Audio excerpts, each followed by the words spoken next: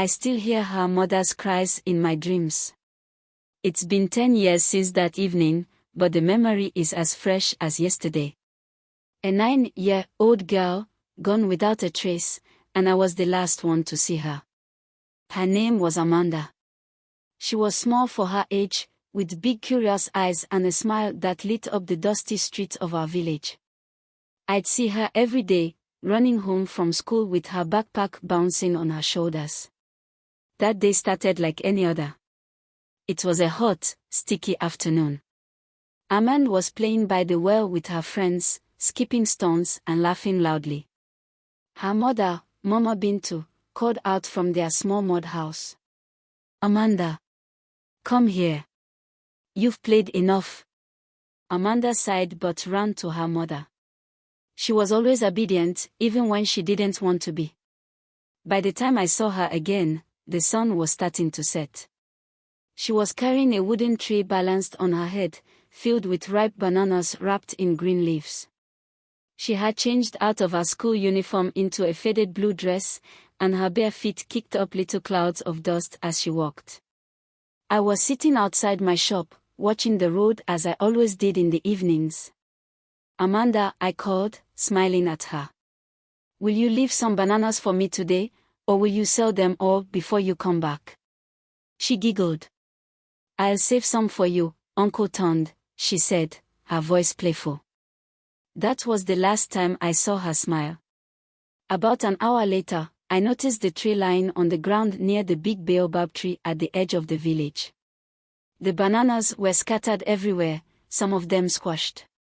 At first, I thought Amanda had tripped and dropped them, so I went to look for her. But she wasn't there. I asked a few passers-by if they'd seen her, but no one had. A cold feeling crept up my spine. Something wasn't right. Abani never left her tray unattended. I went straight to Mama Bintu's house. She was pounding yam in the backyard when I arrived. "Where's Amanda?" I asked. She looked confused. "She's selling bananas," she said. "No, she's not," I replied, my voice shaking. "Her tray is by the baobab tree, but she's not there." Her expression changed instantly. She dropped the pestle, wiped her hands on her wrapper, and ran out of the yard, shouting Amanda's name. The entire village searched for her that night. Men with lanterns combed the fields and bushes, calling out her name. Women gathered in small groups, whispering prayers and theories about what might have happened. Some said she had wandered off and gotten lost. Others feared the worst, that she had been taken. By morning, the rumors began. "I saw a strange car parked by the road yesterday," someone said. "There were footprints leading away from the tree," another added. The elders gathered to discuss the situation. They spoke in hushed tones, their faces grim.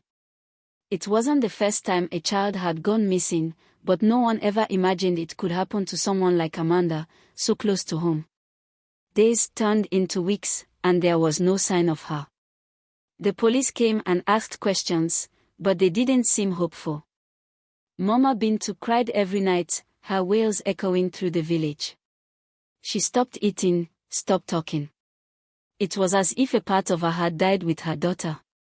And then came the strange stories. A farmer claimed he saw a little girl in a blue dress wandering in the forest late one night, but when he called out to her, she disappeared. A hunter swore he heard a child crying near the river, but when he went to look, there was no one there. Some said Amanda's spirit was restless, that she was trying to come home. Others whispered about human traffickers, dark rituals, and things too terrible to speak aloud. Months later, I moved to the city. I couldn't bear to stay in the village anymore. Every time I passed the baobab tree, I thought of Amanda's tray lying on the ground, the bananas scattered like forgotten dreams. Even now, I wonder what really happened to her. Was she taken by someone passing through? Did she wander into the forest and lose her way? Or was there something darker, something we'll never understand? All I know is that Amanda was there one moment and gone the next. And the world felt colder without her smile. If you ever see a child selling bananas by the side of the road, remember her. And if you can, protect them. Because not every story has a happy ending.